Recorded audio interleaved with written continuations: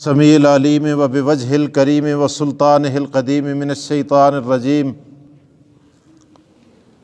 بسم اللہ الرحمن الرحیم فتلقى آدم من ربہ کلمات فتاب علیہ انہ هو التواب الرحیم قلنا اہبطوا منہا جمیعا فاما یأتینکم منی ھدی فمن تبع ہدای فلا خوف علیہم ولا هم یحزنون والذین کفروا وکذبوا بآیاتنا اولئک اصحاب النار هم فیہا خالدون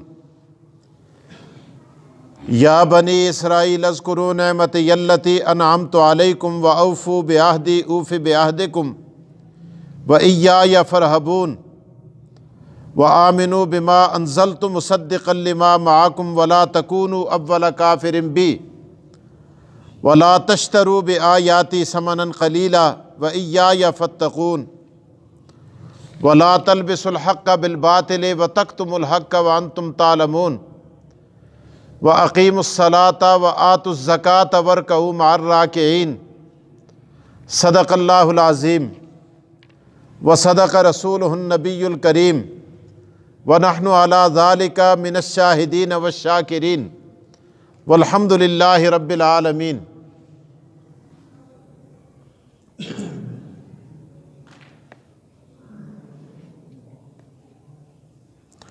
قُلْنَا اهْبِطُوا مِنْهَا جَمِيعًا، ہم نے کہا اترو اس سے سب کے سب۔ فَإِمَّا يَأْتِيَنَّكُم مِّنِّي هُدًى، پس تمہارے پاس آئے گی میری طرف سے ہدایت۔ فَمَن تَبِعَ هُدَايَ،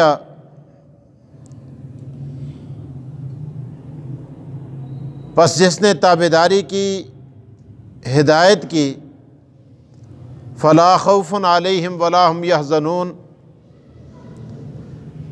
نہ خوف ہوگا ان پر اور نہ وہ غمگین ہوں گے۔ والذین کفروا وکذبوا بآیاتنا،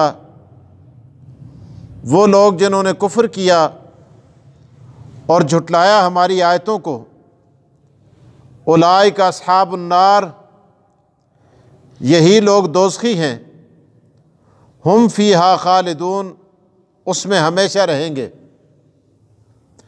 یا بنی اسرائیل اذکروا نعمتی التی انعمت علیکم، اے اولاد یعقوب، اے یعقوب علیہ السلام کے بیٹو،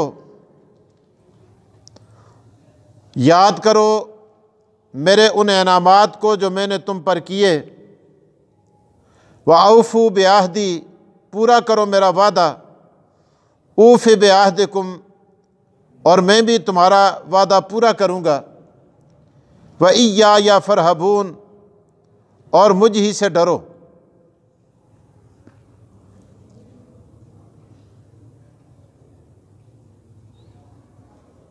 قرآن کریم کی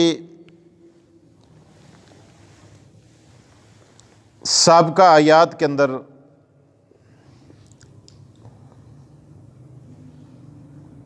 حضرت آدم علیہ السلام کی توبہ کا اور کلمات سیکھ جانے کا ذکر تھا۔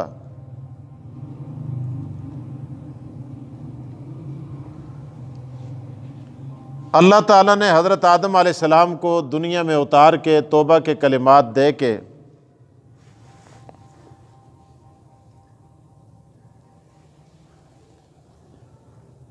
ہمارے لیے بھی یہ سبق چھوڑا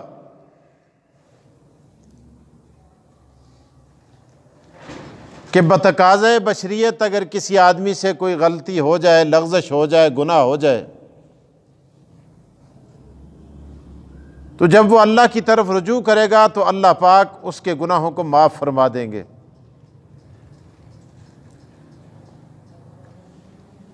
حدیث کے اندر آتا ہے، آقا دو جہاں محمد رسول اللہ صلی اللہ علیہ وسلم نے ارشاد فرمایا، التائب من الذنب کمن لا ذنب لہ، گناہوں سے توبہ کرنے والا ایسا ہے کہ گویا اس نے گناہ کیا ہی نہیں۔ اللہ تعالیٰ توبہ کرنے والے کے گناہ کو اس کے دفتر سے بالکل مٹا دیتے ہیں، معاف کر دیتے ہیں۔ اور حدیث کے اندر آتا ہے آپ کے میرے سب کے کاندھوں پر دو فرشتے ہیں، ایک ہمارے گناہ لکھتا ہے، دوسرا ہماری نیکیاں لکھتا ہے، جن کو کرامن کاتبین کہا جاتا ہے۔ ان فرشتوں میں ایک امیر ہے، دوسرا مامور ہے، یا ایک امام ہے، دوسرا مقتدی ہے۔ آج دونوں اصطلاحیں آپ کے ہاں رائج ہیں۔ جو لوگ تبلیغی جماعت میں جاتے ہیں وہ جانتے ہیں امیر کی اطاعت، جو نمازیں پڑھتے ہیں وہ جانتے ہیں امام اور مقتدی کا رشتہ، اور امام کی اطاعت، اتباع، تابعداری۔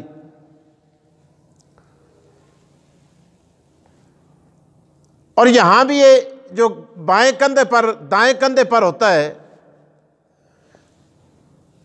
وہ امیر ہے، اور جو بائیں کندھے پر ہے وہ مامور ہے۔ اب چونکہ بائیں کندھے پر بیٹھا ہوا جو فرشتہ ہے وہ ہمارے گناہ لکھتا ہے، اور یہ اس کے محتاط ہے، جب کوئی گناہ سرزد ہو جاتا ہے تو یہ پابند ہے اس سے پوچھنے کا، اس سے پوچھتا ہے کہ بھائی بتاؤ میں لکھوں یا نہ لکھوں۔ اگر یہ اس کو اجازت دے دیتا ہے لکھنے کی تو وہ لکھتا ہے، اجازت نہیں دیتا تو یہ نہیں لکھتا۔ تو یہ جو امیر صاحب ہیں یا امام صاحب ہیں یا مقتدا ہیں، یہ کہتے ہیں بھائی مت لکھو، اور وہ اس سے کہتے ہیں لما لا اکتب، کیوں نہ لکھوں؟ یہ کہتے ہیں اس لیے نہ لکھو کہ شاید یہ تھوڑی دیر کے بعد توبہ کر لے، اور جب توبہ کی تو اس کو ڈیلیٹ کرنا پڑے گا، نئی اصطلاح کے اندر اس کو مٹانا پڑے گا۔ تو اس سے بہتر یہ ہے کہ انتظار کر لو، مٹانے میں پھر مشقت ہوگی، تھوڑا انتظار کر لو، مت لکھو۔ تو عرض کرنے کا مقصد یہ ہے کہ فرشتے بھی ہماری توبہ کے منتظر ہوتے ہیں، کہ کسی نہ کسی طرح بندہ اللہ کی طرف رجوع کر کے توبہ کر کے اپنے گناہوں کی معافی مانگ لے۔ اور پھر یہ بھی ارشاد فرمایا لکل داء دوا، ہر بیماری کا اللہ پاک نے تریاق دنیا میں بھیجا ہے۔ تریاق پہلے آتا ہے، بیماری بعد میں آتی ہے، یہ اصول ہے۔ یہ علیحدہ بات ہے کہ ہماری اس تک رسائی ہو یا نہ ہو، ہم دوائی تک نہ پہنچ پائیں، تریاق تک اگر ہماری رسائی نہ ہو، یہ ہماری کمزوری ہے، لیکن یہ اصول ہے لکل داء دوا۔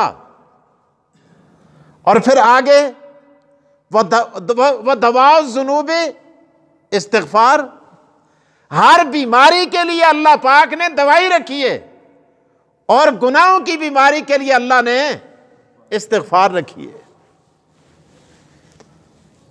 گناہ سے پہلے اللہ تبارک و تعالی نے استغفار کا طریقہ بتا دیا کہ تم توبہ کرو، استغفار کرو، رجوع اللہ کرو، اللہ تعالیٰ گناہوں کو معاف فرما دیں گے۔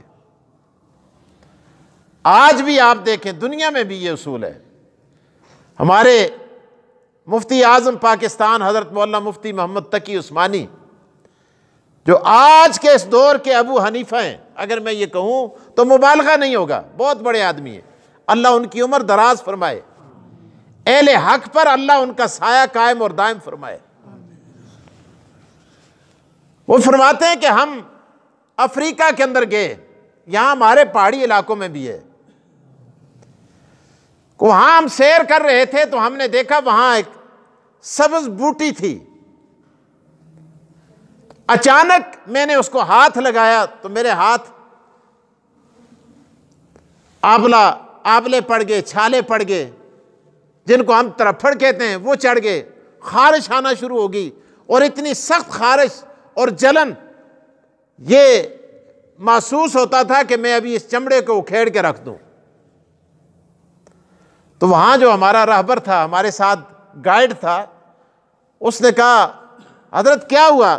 تو میں نے ہاتھ دکھایا، اس نے کہا دور جانے کی ضرورت نہیں، کسی کلینک میں کسی ڈاکٹر کے پاس جانے کی ضرورت نہیں، اسی بوٹی کے آپ جہاں یہ بوٹی لگی ہوئی ہے اس کی جڑ میں آپ دیکھیں ایک اور بوٹی ہے اللہ نے پیدا کی ہے، اس کو کھیڑ کے اس کے اوپر آپ رگڑیں تو اللہ تبارک و تعالی اس اذیت سے آپ کو نجات عطا کر دیں گے۔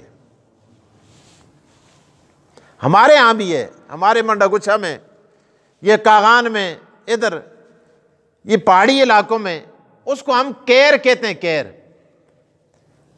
مکئی کے موسم میں ہوتی ہے اور بڑے خوبصورت پتے ہوتے ہیں اس کے، انجانے میں آدمی اس کے ساتھ اگر ہاتھ لگا دے خارش شروع ہو جاتی ہے، لیکن اسی کے ساتھ جس کو آپ اولا کہتے ہیں، آپ اولے کا پتا اکھیڑ کے آپ اگر وہ کیر اگر لڑ جائے آپ کو، آپ اس کو مسلیں گے اس کے ساتھ تو وہ کیر کی زہر ساری اولے کا جو ہے وہ اینٹی ہے، وہ ساری کی ساری زہر ختم کر دے گا، خارش ختم ہو جائے گی، چھالے نہیں پڑیں گے، ترپھڑ نہیں پڑیں گے۔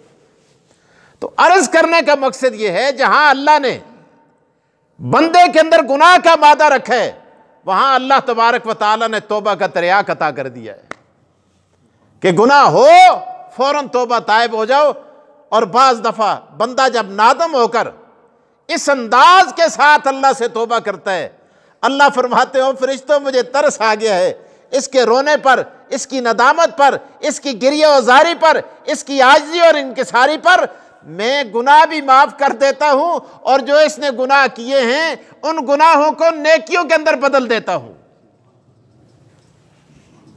تو اللہ پاک نے قرآن کریم کی ان آیات کے اندر یہ ارشاد فرمایا، ٹھیک ہے دنیا کے اندر چلے گئے تم، دنیا کے اندر بھیجا، چونکہ اولاد آدم جا کے گناہ کرے گی، اللہ تبارک و تعالیٰ نے یہ سارا سلسلہ کروا کے پریکٹیکلی بابا جی سے، اور وہ کلمات اللہ کہتا ہے میں نے خود سکھائے، فَتَلَقَّى آدَمُ مِن رَبِّهِ كَلِمَاتٍ فَتَابَ عَلَيْهِ إِنَّهُ هُوَ التَّوَّابُ الرَّحِيمُ۔ بڑے عجیب جملے ہیں، کلمات کیا تھے؟ ربنا ظلمنا انفسنا وَإِن لَّمْ تَغْفِرْ لَنَا وَتَرْحَمْنَا لَنَكُونَنَّ مِنَ الْخَاسِرِينَ۔ آج بھی اگر یہ کلمات یاد نہیں ہے، گناہ ہو گیا ہے، آئے خدا کے سامنے ہاتھ جوڑے، اے اللہ میں گناہ گار ہوں، اے اللہ میں خطا کار ہوں، اے اللہ میں سیاکار ہوں، اللہ مجھ سے گناہ ہو گیا ہے، اے اللہ تو مجھے معاف کر۔ پشتو والا پشتو میں کہے، ہنکو والا ہنکو میں کہے، پنجابی والا پنجابی میں کہے، گوجری والا گوجری میں کہے، سندھی والا سندھی میں کہے، بلوچ بلوچی میں کہے، اپنی زبان میں، خدا تو ساری زبانوں کو سمجھتا ہے نا، اللہ پاک سے گڑ گڑا کے التجائیں کرے، پروردگار کہتے ہیں میں اس کے گناہوں کو معاف کر دیتا ہوں۔ تو بہرحال یہ توبہ کا تریاق ایک پریکٹیکلی اللہ پاک نے بتا کے آدم علیہ السلام کو، اور آگے فرمایا وَقُلْنَا اهْبِطُوا مِنْهَا جَمِيعًا، سب کے سب جاؤ، میں نے آباد کرنا ہے، آدم کو خلافت عطا کرنی ہے، نبوت عطا کرنی ہے، اپنا خلیفہ بنا کر نبوت کا تاج اس کے سر پہ رکھنا ہے۔ آگے فرمایا فَإِمَّا يَأْتِيَنَّكُم مِّنِّي هُدًى، اب میں ساتھ ہدایت دے کے بھیجوں گا، رہنمائی کروں گا، اور فرمایا فَمَن تَبِعَ هُدَايَ، جو میری ہدایت کی تابعداری کرے گا، جس نے میری ہدایت کی تابعداری کی تو کیا ہوگا؟ فَلَا خَوْفٌ عَلَيْهِمْ وَلَا هُمْ يَحْزَنُونَ، نہ ان کے لیے خوف ہوگا نہ وہ غمگین ہوں گے۔ اور خوف اور حزن کا فرق میں آپ کو بتا دوں، اللہ پاک نے دو لفظ استعمال کیے نا یہاں بھی اور ایک دوسری جگہ، اللہ پاک ارشاد فرمایا الا ان اولیاء اللہ لا خوف علیہم ولا ہم یحزنون، جو اللہ کے ولی ہوتے ہیں ان کو بھی خوف بھی نہیں ہوتا، غم بھی نہیں ہوتا۔ اور یہاں بھی اللہ فرماتے ہیں جو میری لائی دی ہوئی ہدایت کی پیروی کرے گا، اللہ تعالیٰ فرماتے ہیں ان کو بھی نہ خوف ہوگا نہ غم ہوگا۔ خوف وہ ہوتا ہے جب کوئی مصیبت آنے والی ہوتی ہے، ابھی پڑی نہیں ہے، ابھی پڑی نہیں ہے لیکن آنے والی ہوتی ہے، تو آدمی کو خوف ہوتا ہے۔ لیکن جب وہ مصیبت آ کے پڑ جاتی ہے تو پھر غم ہوتا ہے۔ جب کوئی مصیبت آئی نہیں ہے، یا اس کو اور مثال سے واضح کر دیں، ایک آدمی بیمار ہے، مریض ہے، کسی کا باپ ہے یا اولاد ہے یا کوئی رشتہ دار ہے، مریض ہے، آپ کو کیا خوف ہوتا ہے؟ کیا ہوتا ہے؟ خوف ہوتا ہے۔ کیا خوف ہوتا ہے؟ کہ کہیں یہ مر نہ جائے، یہی خوف ہوتا ہے نا، کہیں یہ مر نہ جائے، مریض ہے، بیمار ہے، زیر علاج ہے، خوف رہتا ہے کہیں یہ مر نہ جائے، اس کو خوف کہتے ہیں۔ لیکن جب وہ مر جاتا ہے پھر غم شروع ہو جاتا ہے، پھر کیا ہوتا ہے؟ غم ہوتا ہے، اس کو غم کہتے ہیں۔ خوف وہ ہوتا ہے جب مصیبت آئے نہ، آنے کا خوف ہوتا ہے، لیکن جب آ جاتی ہے تو پھر غم ہوتا ہے۔ ایک فرق۔ دوسرا فرق یہ ہے، خوف ہمیشہ اپنی جان کا ہوتا ہے، اپنی طرف سے ہوتا ہے، اور غم دوسرے کا ہوتا ہے۔ خوف اپنا ہوتا ہے، غم اولاد کا ہوتا ہے۔ خوف اپنا ہوتا ہے، غم رشتہ داروں کا ہوتا ہے۔ خوف اپنا ہوتا ہے، غم دوست اور یار کا ہوتا ہے۔ جیسے قرآن کریم کے اندر دوسرے مقام پہ آتا ہے، اللہ تعالیٰ فرماتے ہیں ثانی اثنین اذ ہما فی الغار اذ یقول لصاحبہ لا تحزن، لا تحزن، جب اس نے کہا اپنے ساتھی سے، کیا؟ ابو بکر صدیق نے، اللہ تعالیٰ ارشاد فرماتے ہیں، کیا ارشاد؟ لا تحزن، ابو بکر سے لا تحزن، غم نہ کر۔ کس کا غم نہ کر؟ یہ نہیں فرمایا لا تخف، ڈرنا، اپنی جان کا نہیں تھا نا غم۔ صدیق اکبر کس کا کر رہے تھے؟ حضور علیہ السلام کا۔